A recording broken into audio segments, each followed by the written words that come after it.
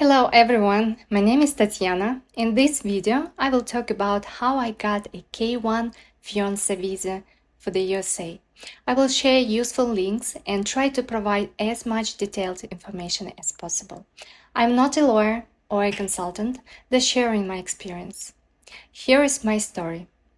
My husband and I met online. We were both single and had no children. We met during the COVID-19 pandemic in 2020. I lived in Belarus and he was in Arizona, USA. Our first offline meeting was in Montenegro. 2 months later, we met again in Belarus. In December 2021, we submitted our petition for the fiancé visa. Between meeting and submitting the petition, we met offline twice. According to the law, you need to meet in person at least once within the 2 years before submitting the petition. We waited exactly 14 months for our petition to be approved. Initially, the estimated time was 9 months, then 12, and finally 14. We checked the timeline on the official website. I will leave a link in the comments. We collected and submitted the documents ourselves, without any lawyers, because our case was straightforward with a clean background. When you gather all the documents, make sure to scan them before sending. Save them on your computer. You will need the filled out information multiple times. Plus, it's easy to refresh your memory on dates if you forget anything. You will need to fill out Form I-129F. I will show the link to the website on the screen and add it in the comments. In the form, you will need to provide information about your fiancé, such as the social security number, where they worked, lived, and where they were born, the biometric data, information about parents, and information about you and your parents. You will also need to include whether you have changed your last name.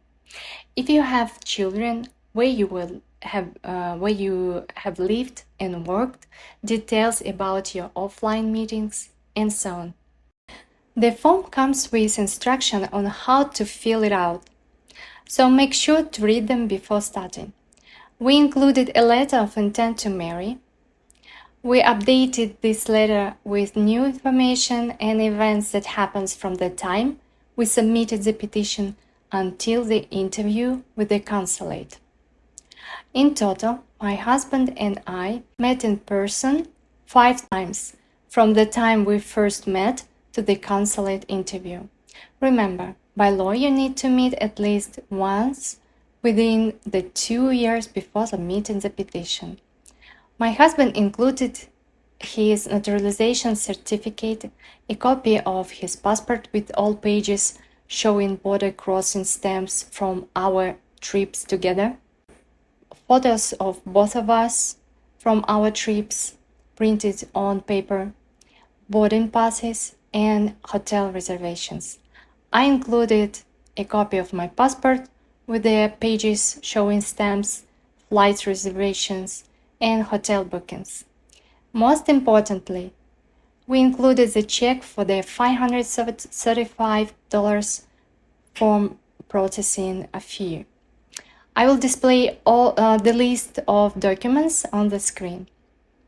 After 14 months, we received a Notice of Action Form I-797 at the fiancé's mailing address. Within 2 months, the data should have been transferred to the National Visa Center, but it didn't happen. So we decided to email them ourselves, attaching the scanned form I-797.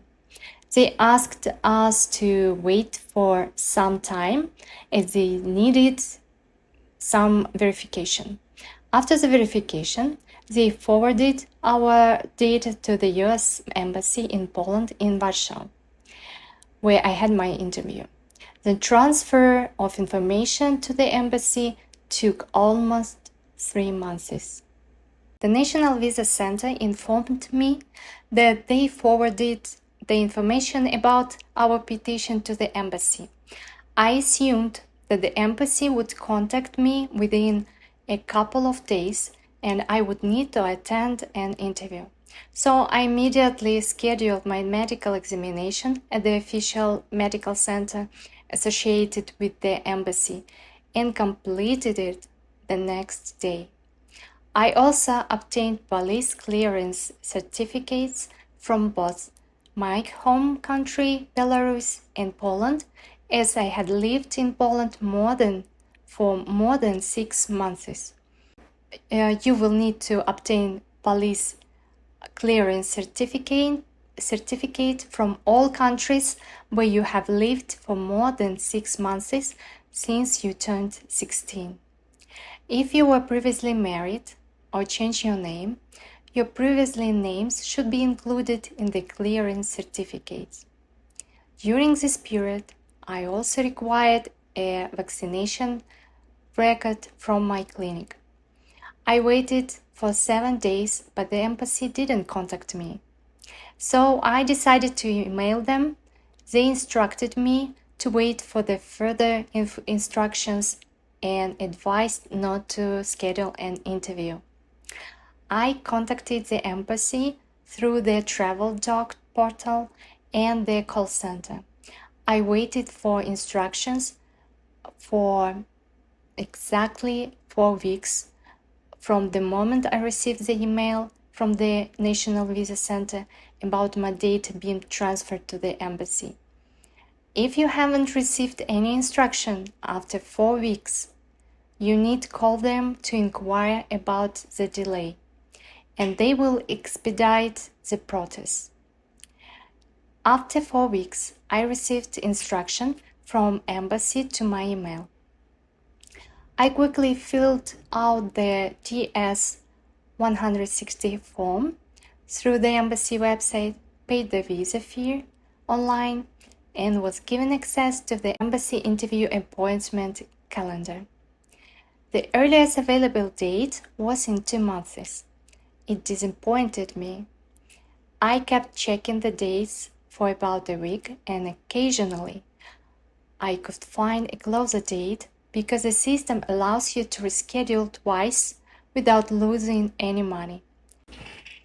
So I managed to snag a more convenient interview date just 2 weeks away. I started gathering any missing documents and form I needed.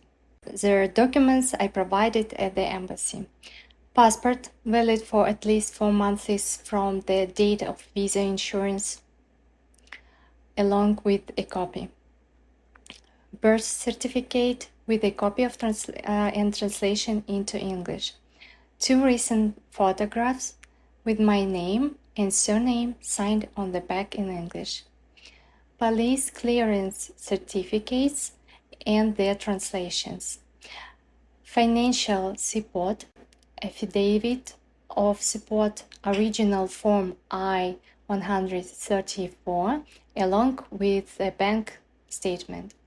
Make sure to have the original form I-134 in advance because it's required.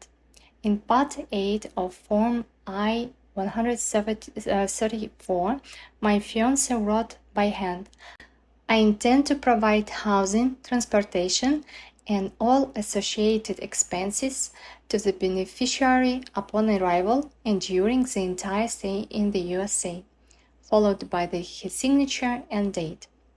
Appointment confirmation printout, along with a visa fee payment receipt and a printed confirmation page of the DS-160 form. Online non-immigrant visa application. Evidence of our relationship: letters, postcards, correspondence, photos from our meetings, 2 photos from each meeting, totaling around 10-12 pictures; flight tickets and hotel reservation, medical examination result, and an unopened envelope containing the medical exam results. It's strictly prohibited to open the envelope. I also brought the disc with X-rays images, although it wasn't required. Additionally, we updated our letters of intent to marry with fresh dates and signatures. My fiancé wrote a handwritten letter requesting an extension for the approval of 129F fiancé petition because the processing of the petition was delayed. This letter was taken from me and the consulate. You need to provide the following documents if they apply to you: divorce certificate and its translation into English, court judgments and criminal records and their translation, original and translated military documents, if applicable, adoption papers and their translation.